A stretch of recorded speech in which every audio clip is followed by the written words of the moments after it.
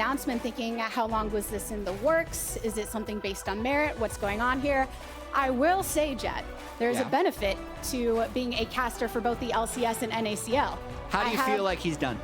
I feel like he has been able to play the aggressive style that he really enjoyed last year and has developed as such. Evil Geniuses have been on the rise, sending into playoffs. But one of the notes that I was going to add in terms of him making this play into the LCS is I saw it on the narrative doc many weeks ago that, hey, maybe he'll get LCS time. This isn't a spur of the moment addition just for week 6. It's something that has come from his performance thus far in the NACL. Yeah, and I think it was also part of the pre-season expectations when EG was rebuilding their roster. They were definitely taking a bit of a shot on Armeo initially because Armeo didn't actually play competitively for all of spring. He was a coach on C9, so during the EG Asset Day shoots, they were shooting with 6 players. Armeo started the split so hot that I think Sheiden became an afterthought, but once the 4-game losing streak happens, the afterthought becomes a little more top of mind, and it looks like they want to give him a try. And I'm sure Immortals are very prepared for this matchup. I'll give some more details onto it. The history between Kenvi and Sheiden, both Filipino junglers that are now facing off in this particular matchup. But Immortals, after catching up a bit with Kenvi and Bolulu, their whole plan for this week is to lean into their unique style and look at what we're locking in right at the top. Yeah, that's dive all day. That does allow them to play through bottom lane if they so choose. That's where they found a lot of their success in week 5. However, just saying at the very start of draft, we're picking dive can be dangerous against a competent, flexible team. So picking dive already into those 3 champions that EG has is pretty rough. It's very hard for Kaisa Alistar to get successful engages onto Rell Poppy. And on top of that, if they make it to the AD carry, Unforgiven just presses R and it's all for nothing. So already I really like the first 3 from EG, comparing them to the first 3 for Immortals. Yeah, you're exactly right. It's that duality of the escape mechanism that Xayah provides with that Featherstorm, but also having a Poppy on the squad to hit them away with the Keeper's Verdict should a Nocturne show up out of nowhere is a good place for Evil Geniuses to be in this draft as we round out the last bans. Yeah, the Twisted Fate ban I do like. You want to throw anything at Bolulu that's a little bit outside of the big meta mids because he hasn't necessarily performed that well on those. And I think there's a decent chance that EG actually saves their 5th pick for Jojo, as when they're subbing in a new jungler, I think it's very important to make sure Jojo can be the primary carry. So you can see already he's the one doing the majority of the talking at this point because I think they're trying to dial in his pick, whether that's the power pick after banning out Twisted Fate or waiting for the counter.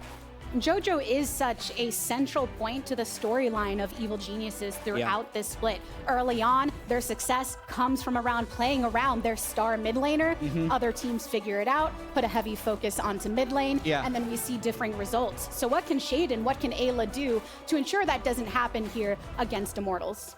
I think in terms of what Sheiden does, it's a lot of what Armeo was doing early on in the split, come mid often. In the first few weeks when Armeo actually picked up the Player of the Week, he had I believe, 25% mid proximity, which means 25% of the time between 3 and 14 minutes, he was actually within 2,000 range, which was like kind of half a river of Jojo, which is incredibly high. It was higher than anybody else in the league. So with Ahri Poppy, that is a very versatile duo that they can kind of decide the way they want to play the game with. And Ahri is a pick on which Jojo is extremely comfortable, often banned out against him to get to the depths of his pool, but not the case here today when facing off against IMT. Yeah, I'm actually a little bit surprised that EG decided to pick mid there and not top there, because the guy you see on screen right now, Solo, while effectively just plays tanks. So that makes it a lot easier for Revenge to get a favorable matchup with a blind pick and would allow Jojo to get a more favorable matchup with a counter pick. But we'll see. So far, the comps do make a decent amount of sense for both teams. Very much leaning into what IMT have going on with that early Nocturne lock-in and Evil Geniuses responding accordingly.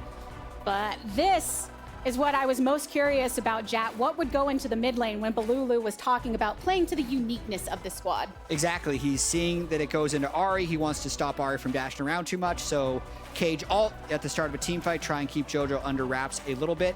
And Immortals is trying to pull things out. As Mark was saying earlier, when Bolulu can play some of the slightly more quirky stuff, he seems to be more effective. But I do want to see Revenge getting another chance on Gwen, see if he can make a big impact in this top lane today. All right, both of the drafts completed. What do you make of the overarching leanings of each squad? I know you highlighted the dive that IMT are looking for in the responses of Evil Geniuses, but the cohesive look here. Yeah, I mean, cohesion-wise, Immortals does have it aside from the Veigar. Veigar is definitely, his tiny little legs can't keep up with the dive that many times, but he's hopefully able to still do a little bit against the Ahri in teamfights.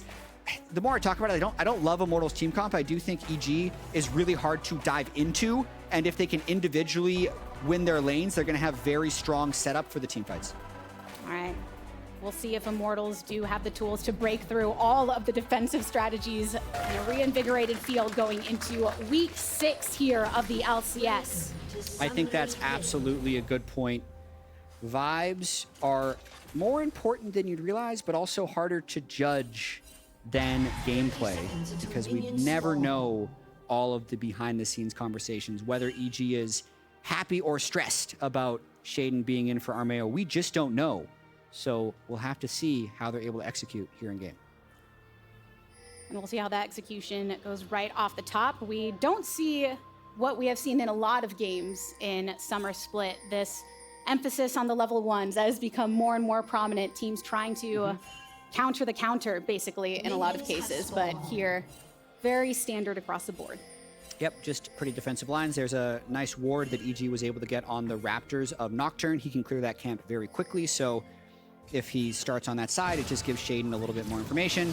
But when they saw the invade bottom, Bolulu does the exact same thing. So very standard, very fair trade of information so far, and Jojo already trying to get some heavy trading in. Exactly that, making sure to try to punish Bolulu when he returns to lane.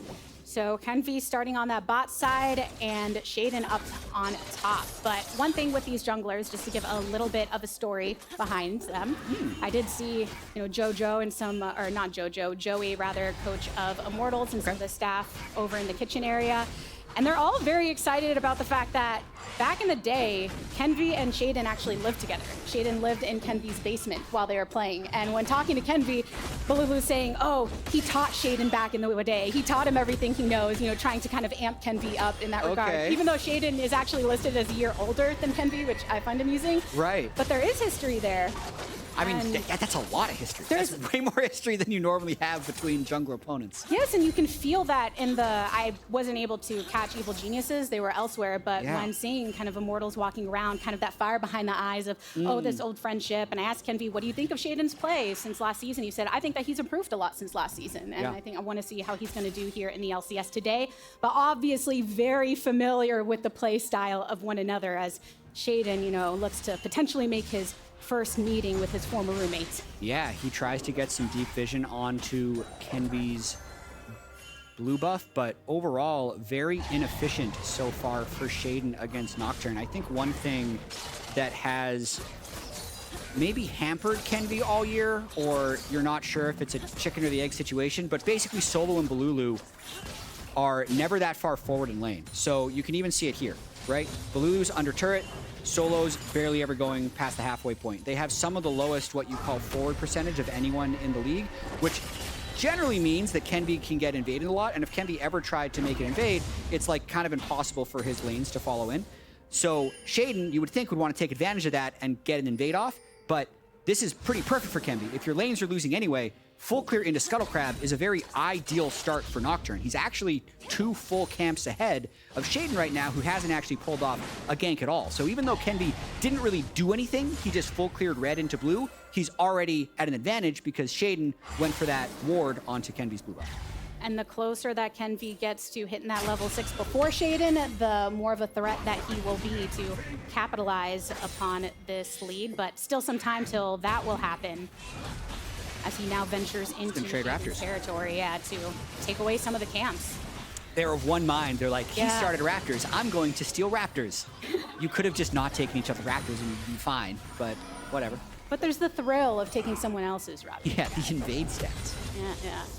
But 4 minutes and 15 seconds into the game means that Dragon will spawn in about half a minute. So starting to see that acquisition of the Scuttle on the opposite side from Sheiden responds to what Kenvi was able to achieve on top. And pretty heavy chunk into Tactical and Unforgiven. I think this bot lane, for me personally, is where I'm spending a lot of my focus in terms of looking how these teams are going to perform. Even in the losses, I think Tactical has been looking really good as an AD carry overall compared to previous performances, and often where Immortals can create those leads for the overall victory against Unforgiven and Eyla, where I think some, unless you're watching an ACL, we're not sure what to expect of Unforgiven, but he has been commended for his aggression in lane, and also the knowledge he brings as Sheiden attempts to make the play.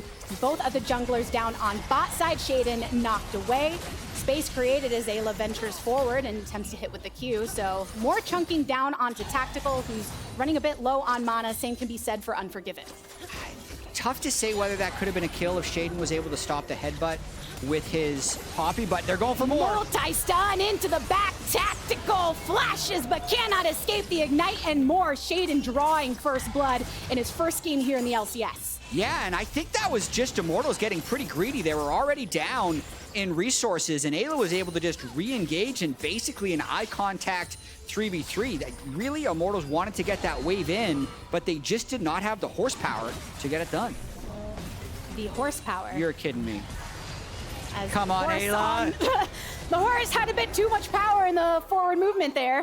Little into IMT's sights, and the kill is traded back. So now 1-for-1. Yeah, Kenvi is going to be happy about that. He won't be happy that that Ignite tick took the kill from the Nocturne. Alistar Gold is about as close to useless as you can get for players on Immortal, so unlucky break after they got a fairly fortunate kill onto Rell.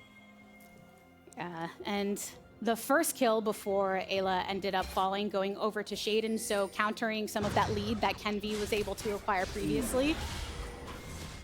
Bringing it even in the jungle territory, but even though there was that scrap back, like you said, Jatt, not where you want that kill to be on Treatz. Yeah, I think Immortals was actually pretty overall happy about the first 7 minutes of the game because their Nocturne is almost level 6 and things haven't broken yet.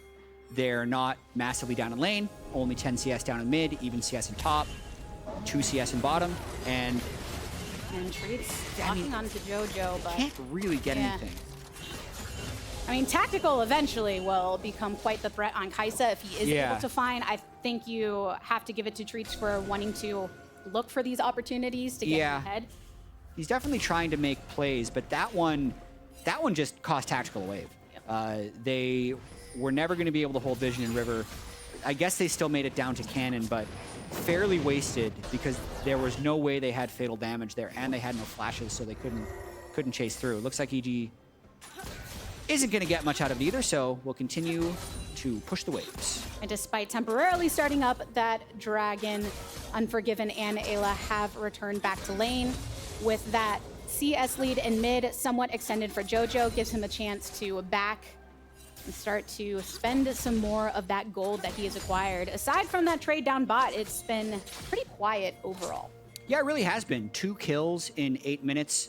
Rift Herald will be spawning quickly, but I think the name of the game when you pick Nocturne Kaisa early is to have Nocturne be bot. And with Kenvi being level 6, he's in the spot where he would want to pull off a counter gank. Can't really do much else with the state of the wave bottom, but with him level 6 now, it becomes very risky for EG to ever make an aggressive play, especially because Eyla has no flash on the Rell. It can be standing on top of their own control ward, so he knows that he is unseen in this brush until Eyla makes his way on by. Had a little bit of a feeling there might be a jungler, a lurkin, now that he is level 6, and seeing if he can get the wraparound as the wave. I mean, they might try a dive, but it is a level 6 Xayah. It seems really forced. Yeah, level 6 for Tactical and Treatz on the bot side, still waiting for that Magnet Storm to become available for Eyla. Kenvi now started up onto the Dragon. Jojopyun is a lurkin, wants to position himself to make sure that I'm just going to trade it. Bolulu doesn't try and collapse upon himself, but even though this is known by evil geniuses, Immortals focusing down to take this first Dragon of the game. the Evil Geniuses don't seem shaken by it. No, they don't. At the time, Sheiden was top of the map anyway. Jojo's still looking to at least be an annoyance. He's getting more and more consistent push in the mid lane, which is going to just make it more difficult for Immortals to do anything bottom lane. That's just a pretty standard trade of objectives for Sheiden and Kenvi.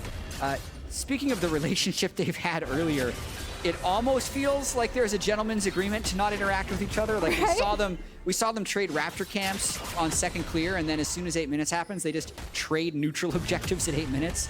It's quite peculiar. The conspiracy theorist in me says, oh, yeah, buddies coming together, want to make sure they have a good time on both sides in the early game.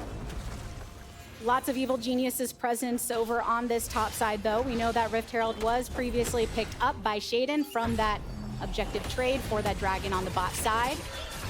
So temporarily standing the ground here on top, but Solo now caught between Sheiden and Revenge, knocked up once more. Needlework puts the finishing touches for Sheiden to knock it down. That was really nice. I feel like that was a call that Revenge made, and Sheiden was kind enough to accommodate. They could also get a lot of plates with that Rift Herald, and Kenvi really wants to cross map, but again, look at Jojo shadowing a blue buff. He completely shuts that down because it's already going to be hard to dive a Xayah. It's suicide to dive a Xayah when Ahri's in jungle. So they're really, really, really trying to pressure Unforgiven out of this game. Now that they can bring Bolulu down, we might see the dive. And the Rift Herald being dropped by Sheiden, teleport coming in from Evil Geniuses. Jojo's doing so much to stop this, though. So after he covered the first gank by being at blue, he went back to mid and then covered again with teleport. So Jojo's absolutely, even though it doesn't show up on the scoreboard, controlling this game. A lot of the reward he gets for how he shoved in that mid lane was getting the CS lead and kind of dictating where Bolulu had to be in terms of responding to lane, to the plays down on bot side, and having that additional threat for Evil Geniuses with the teleport. Doing good work in what is, yes, somewhat quiet of a game, but you have to take notice on when those plays are offering that kind of, abstract pressure. Yeah, I mean, just look at how much Immortals tried to set up that play. They spent so much time in River and the first layer of the jungle, but on the scoreboard, it doesn't mean anything. The CS is completely even because Jojo was able to just counter that with his presence. So really, really nicely done there by EG to stop all those plays and get their own positive play in top lane. And speaking of presence, just suffocating what Kenvi is able to do. Now level 8 with Nocturne, you're looking at where are those plays, the paranoia coming in to have an effective dive. Not really an opening that Immortals have been able to take full advantage of. No, definitely not. They're going to have that long wait before Kenvi's ultimate is back up. Solo not making many plays. Looks like he got the Rift Herald drop up there as well, so 4 plates already taken down from that turret. They're not getting anything from mid lane with Bolulu because Jojo is consistently shoving that in with ease on the Ahri. And the one spot where they do get an advantage, there's a Xayah who's incredibly hard to dive, which is what we pointed out in the draft when Immortals said they wanted to dive. It's really hard to dive into Xayah Rell, and that's why we're seeing this low activity game, is because of the way Immortals lanes need to attack EG, and EG is pretty built to stop it. And when you can draw out so many of the tools that Immortals were depending upon, like that paranoia, and still keep that gold lead in your favor if you're looking at Evil Geniuses, then it's something for you to work with as the minutes dwindle on. Some plates, though, taken on bot side for Immortals. We've seen a lot of opportunity for Tactical to keep farming and attempt to get into a build where the Kaisa can really pop off as that damage threat. Yeah, it's going to help the wave clear a little bit if they get outside of laning phase, but looking for a play here. Nope. Looking for it. All right, the cow goes in, and the paranoia has been drawn, knocked away by the Keeper's verdict. The tank can't be here to tank for Immortals. The Eyla, already marked down to half HP, can't continue stepping up, so Evil Geniuses back off. They take those resources and ult for an ult as a win. Yeah, I think it's 2 ults for 1 because the Poppy ult was also burned in a disengaged 4v4, so not that bad for Immortals as they try to get dragon control. Sheiden is lurking nearby, but is seen on the ward, so Immortals, they had previously spent so much time there trying to ward up across river, and then now doing so again, I think shows that emphasis of where they're hoping to draw their power. But now 14 minutes in, plates are no longer a thing. Yep. All of the turrets still up and standing though. And I think if you're looking over on top side, Revenge on the Gwen does have that slight CS lead as you're expecting for him to be able to harass. I think one of the Evil Genius's narratives being tracked is how he can bring some of his power to effect. You gotta watch this and he dragon, doesn't have teleport to come into this dragon. So Revenge is just walking down for Evil Geniuses, looking to attempt to contest. Teleport now by Solo, looking to sandwich. There's the Featherstorm from Unforgiven. Solo's made his way to the party. Stun up on one means Kenvi's already gone down. Some focus on the dragon still as Solo into the back of the pit takes out Eyla. It's the support for the jungler, and with no jungler for Immortals, Evil Geniuses take the dragon. Yeah, lots of build up for that fight as Revenge had done an early reset since he had tempo on Solo in the top lane, but Solo could match with TP, so we just got this good old-fashioned brawl in the river. I think Treatz' engage was a little bit off. Otherwise, there's a chance this fight could have gone a bit better. As said previously, we're already down some ult, so there's no Nocturne ult, there's no Ahri ult, so mobility in this fight is low. He's unable to lock up Eyla with the Headbutt Pulverize. That allows Eyla to counter-engage pretty well. I actually feel like Unforgiven maybe burned his ultimate a little bit unnecessarily. It's just Solo is able to kidnap over the wall to make 1-for-1 happen. Net, pretty good for EG. Stop the dragon stack and keep their gold lead. Up 1.8k gold lead at that, and yeah, splitting the dragons between the two. Sheiden and Eyla using the speed boost to remain in pursuit of Kenvi. Already popped the shield, so now bringing down the paranoia to try and give an advantage their way. Ooh. Flashed away from Poppy as Sheiden eliminated by Immortals. And Evil Geniuses, Jojo, Unforgiven, and Eyla wrapping through the river to get the charm to lock down Treatz. And now Kenvi, fallen low, has made his way towards mid, and the Rift Herald is for Evil Geniuses to focus down. I don't think they're going to take it. 12,000 health with no jungler is a little bit too much. They got to go get their waves under control. Immortals already pushing in mid. Top has already crashed. So just another skirmish, and Immortals is clawing their way back a little bit. Really good injection of gold onto Tactical there with the 450 gold shutdown onto Sheiden. And just watching the way this happens, it doesn't look like a good start. Normally when you're using Nocturne ult as the other team is engaging on you, there's no darkness effect because they're going to be able to see you anyway. But Bolulu actually gets Jojo a solo kill. Oh, teleport follow-up by Revenge. Needlework activated already. Bolulu won't be able to survive the damage despite the stun. So 1-for-1 traded on the top side. Kenvi in the vicinity, but multiple members of Evil Geniuses will keep him at bay. And now returning over towards the Rift Herald with no mid lane threat. Solo bolo for Bolulu right there. I'd have to see, he might have teleported in, or Jojo was just being a little too greedy on the wave. The overall gold trade with Rift Herald going to EG would be an advantage for them, but Solo also able to get some tank gold on the bottom side. So I think overall this is kind of what we talked about during Champ Select, Gabby, where the game is closer than the records might suggest. Yeah, and I think that you can see that in just the head-to-head with Bolulu being able to show out with the... walks up to him and murders him. And honestly, these are a lot of the plays that brought a lot of attention to him in the NACL before coming through, that willingness to go for the 1-for-1 and just kind of bully out his opponents. Yeah. Revenge burning flash and teleport to get the counter kill. He will definitely have to have a big performance as he got early resources. He got plate gold, and he's picked up a kill here on the Gwen. And I know, kind of following up on Revenge and his context in this team, even when he was on Immortals, everyone talked about good player, let's see what he can do on a different squad. And then even here, he's able to acquire the leads that he's been in the past in top lane. We want to see how he can work with the rest of the team as a threat when Jojo is under fire, when they can't find those advantages elsewhere. And now Evil Geniuses creating another advantage for themselves on the map as they immediately drop this Rift Herald across mid. One of the most important turrets to break open in the game. Yeah, really nice for them to be able to get this, especially if they can get another crash. Fight time! Paranoia dropped in again. Another crash from that Rift Herald achieved.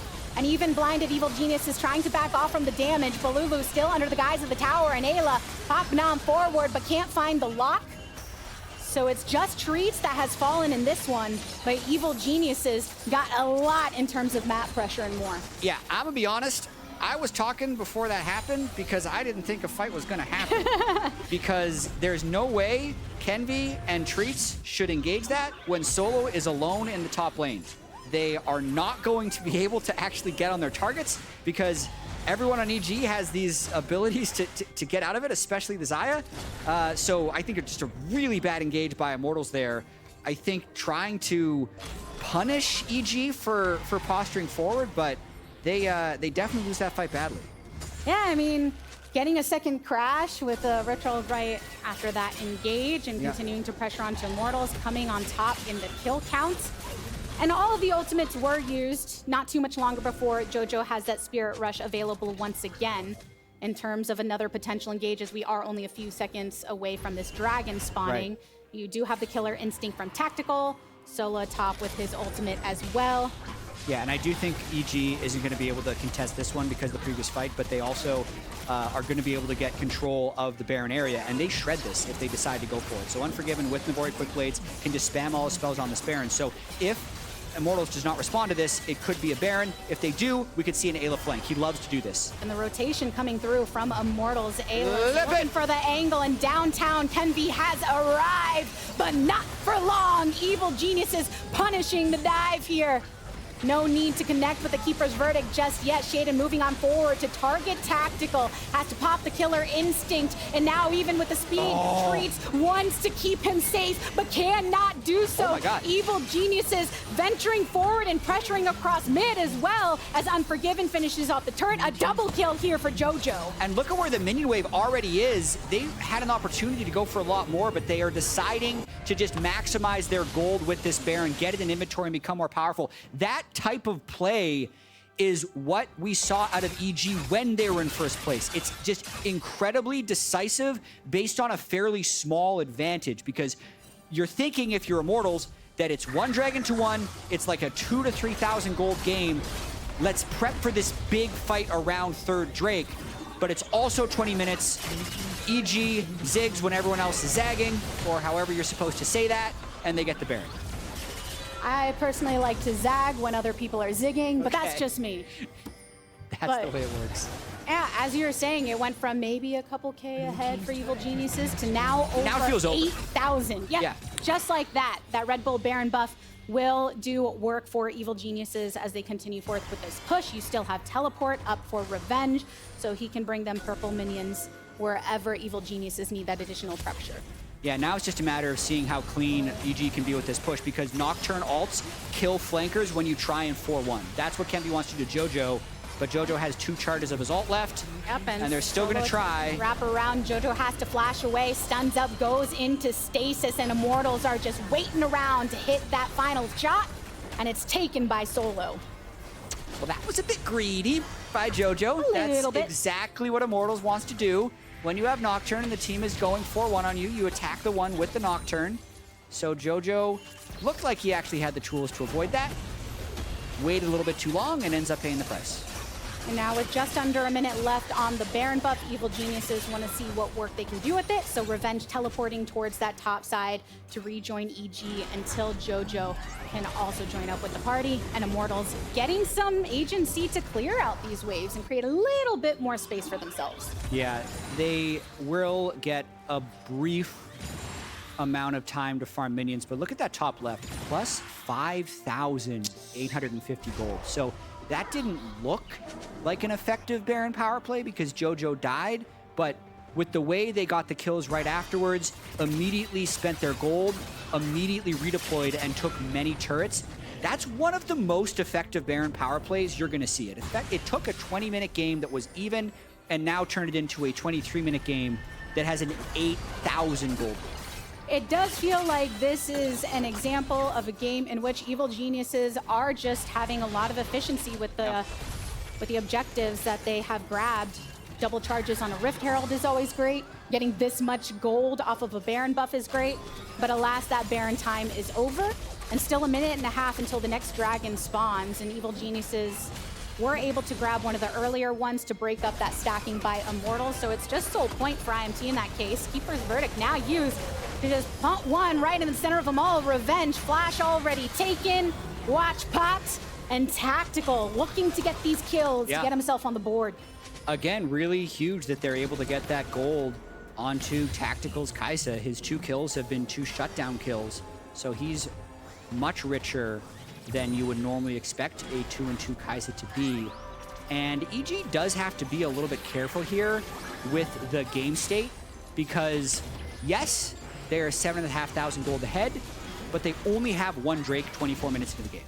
So the actual soul win condition is incredibly far away, and if they end up getting picked off too often while kind of slowly stacking up these Drakes or slowly waiting for the next Baron, the gold will slowly decrease in effectiveness. Even if it stays at 8,000, the amount of power that gives them over Immortals is going to be a lower and lower percentage. So they did great in the last 4 minutes, but just this is what they need to watch out for as they attempt to close this game.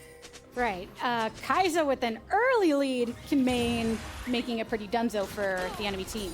A Kaisa that gets a chance to kind of catch up in gold, and same with the rest of the squad because of that loss of effectiveness in that gold lead for Evil Geniuses. Kind of gets that second wind when you push past the tiredness on the treadmill. We'll see if Evil Geniuses can try and take another objective on the map. This is free. Pick up this dragon, no contest from IMT.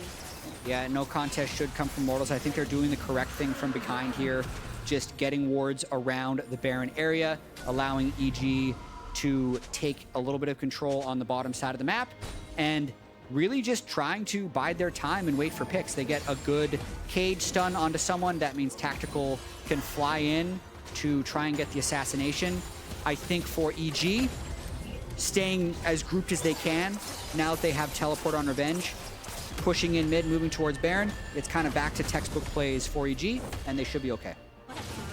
Prepare for the next time a fight breaks out. You've got a stopwatch for Kenvi. Full Zonias as well completed for Revenge on the opposite side. In most recent cases, more used for a delay. But we'll see once the fight does break out. Still kind of locked at that around 8,000 lead for Evil Geniuses, and the wards that were previously placed down by Immortals now cleared out with the controls of EG as they've made their way towards this top side. Yeah, Tactical trying to get some vision with his Kaisa W's. Actually opts for the Rage Blade, a little bit more DPS as compared to Luden's, where he might be able to get some poke down if he's able to land things. We'll see how that ends up paying off. You can see the W not nearly as effective as it would be with Luden's. Just hit Sheiden, barely killed the shield. And Immortals doesn't want to give away a Baron. Revenge and Jojo do both have their teleports, so Jojo hovering around Baron. So we'll see. Nice force. Ayla's in good flank position as well. So if Immortals tries to step up, Revenge is going to back up to try and TP, and Ayla's going to get a flank. EG wants to fight this. And Solo is on watchful duty. There's the teleport coming in from Revenge, as well as Solo here to match. Paranoia drawn, can be going into the back line. But here, Unforgiven still stands strong, uses the Feather Storm. Bolulu taking out Jojopyun though. Needlework slicing through Bolulu for the return. Double kill from Revenge as Evil Geniuses take the fight and now turn towards Baron. Yeah, Bolulu could blow up Jojo, but that was everything they had. And Revenge has actually been the late game fight carry in so many of these fights. Another Baron for EG, another reset, and they're going to try their hands again, pushing in this Baron. Woo. Yeah, and this is something where Immortals were really looking for an opportunity to draw things back. They really were, and I understand Nocturne ult and pick a side. They Nocturne ult, they pick left. At the time, Rell and Gwen actually can't see anything, so the three of EG are only thinking back up, back up, back up, until the lights come back on, and then they're able to return to the fight. Once they return to the fight, Revenge is there. He's in melee range as a Gwen with a bunch of items, and it's over. I love to see a Revenge pop-off. Oh, it's an Unforgiven pop-off, actually. Yeah, my bad. It's the teamwork, Jatt. It's the teamwork. Unforgiven did pop off there, though, and I think that time also waiting on using that Feather Storm kept him in it for a bit longer, but now we get another fight, another teleport coming this time from Jojo. but Solo already marked low. Unforgiven picking up the kill credit this time. Treatz the next to fall, putting that into the mouth of Jojo, who's feeling oh so fed at this point as Evil Geniuses bring this Red Bull Baron buff down towards the bot lane and take a turret for it. Yeah, I don't know what that was. Immortals should not be fighting outside of their base, but EG is able to get the 2 kills. This will allow them to, at the very least, clean up multiple inhibitors. They got the bot wave in. I really think they could force 5v3, but they are taking this one slow. You see Unforgiven go and getting that mid wave. They're going to be taking the second inhibitor here shortly. 11,000 gold lead now for Evil Geniuses, and we saw how potent that previous Baron buff was. We'll see if they can put themselves in game-ending territory with this one, focusing down that mid inhibitor to draw the inhib count to 2. Yeah, I like some of these tweets coming through. I do agree that the Veigar into Ahri makes sense, but it is not thematic with the rest of the team who all wants to dive in, and Bolulu is just kind of there as the Veigar. And I do think it's a good time if he gets away. Good time to focus here onto revenge. He can just kill them both. Tactical right on top of him, and he's saying, yes, please come into the sight of my scissors. But Solo and Treatz ready to pop off, not so much as Revenge picks up the double kill. Then you want to face me in the jungle? Not so much. Yeah, that's some revenge on his old team, for sure. Being able to get the double kill like that. Very foolish play by Immortals with the current power of the Gwen. But no, I do think it's a good time to check in, like, how do we think Sheiden did? Yes, he's getting subbed in against a team that is tied for 9th place in the league, so it's an easier situation. For me, I think he played fine. When I'm thinking about the way he played the early game, it looked like he was getting microed around a little bit, but he didn't make any big mistakes, and he was able to support the rest of the team as they try and close the game right here. Joining the onslaught of Evil Geniuses, encroach upon Immortals territory, double root from Unforgiven, and the knockup here to follow. Tactical's back from the base to see if he can take someone down with him, but after Sheiden goes golden, there's not much of a target. Another watch popped here as Revenge with the Zhonyas is feeling good and protected. Evil Geniuses bouncing back from a 4-game loss streak, sticking it to Immortals to kick off this first week. EG breaks the streak. Sheiden gets his first LCS win, and they continue their quest for that first round playoff bye. It is very crowded at the top of those standings with the 10 and 6 Evil Geniuses. This loss does mean that the Immortals solo 7th place dream that we outlined in Waiting Room is dead, but happens. GG to EG.